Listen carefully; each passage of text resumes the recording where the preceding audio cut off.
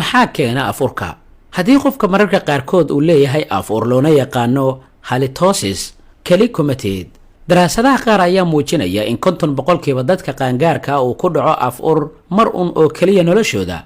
waxaa jira dhowr sababood oo suuragal ah kuwa oo keeni karaya afurka, waxaanay noqon karayaan kuwo waxyeelo leh ama aanan waxyeelo lahayn.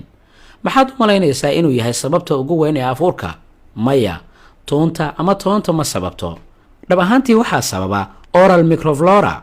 waa boqolaal nooc oo bakteeriya ah oo si dabiici ah afka ugu dhex nool. waxaa laga yaabaa inay u ekaato casaan, hubaal ahaan ma ahan casaan. afku waa meel ku habboon bakteeriyada si ay ugu noolaadaan uguna koraan, sababtoo ah afku waa uu qoyan yahay, aad ayuu u diiran yahay. marka qofka uu wax cunana bakteeriyadu waxay ka bilaabataa in ay cunto waxyaabaha cuntada ah ee afka ku haray. waxay soo saartaa qashinka loo yaqaano volatile sulfur compound. qashinkan waxa uu leeyahay ur sida ukunta u quranta oo kale. waxaa kale uu keenaa afurka.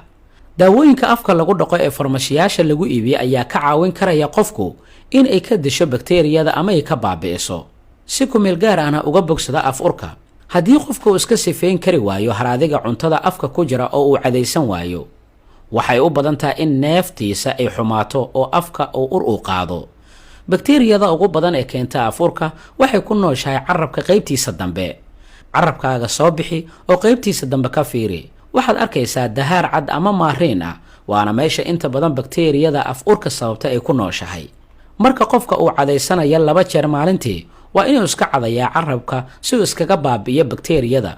waxaa kaloo uu isticmaali karaa sida tan sawirka idin muuqda. daraasado ayaa muujinaya in cadayashada carabka ay hoose u dhigto afurka in ka badan 70%. haddii qofka uu xirto ilkaha macmalka, waa inuu iska soo saaro habeenkii oo uu hubiyo inuu si fiican nadiif ay u yihiin ka hor inta uusan isticmaalin subaxii. waxaa kaloo afurka keeni karaya afka oo qallayl noqda. candhuufta waxay u shaqaysaa saacad waliba si uu afka u dhaqmo. sidoo kalena mar haddii qofka uunu lahayn candhuuf ku filan, afkiisa si fiican uma nadiifsamayo. xaaladdan waxaa sababi karaya isticmaalka daawooyinka kala duwan, xanuuno ku dhaco qanjirada candhuufta soo daaya, ama qofka oo afka ka neefsado. waxaa qofka uu isticmaali karayaa xanjo ama nacnac si ay kaga caawiyaan soo daynta candhuuf fara badan, ama dhakhtarka ilkuhu wuxuu kuu qori karayaa candhuuf macmala.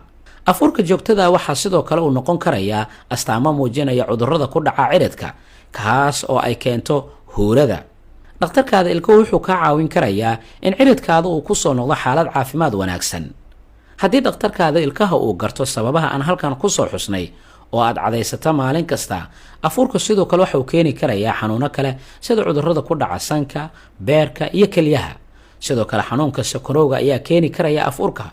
xaaladahan haddii aad la kulanto, waa inaad booqataa dhakhtarkaada. haddii wax su'aal aad qabtid, fadlan weydii dhakhtarkaaga ilkaha.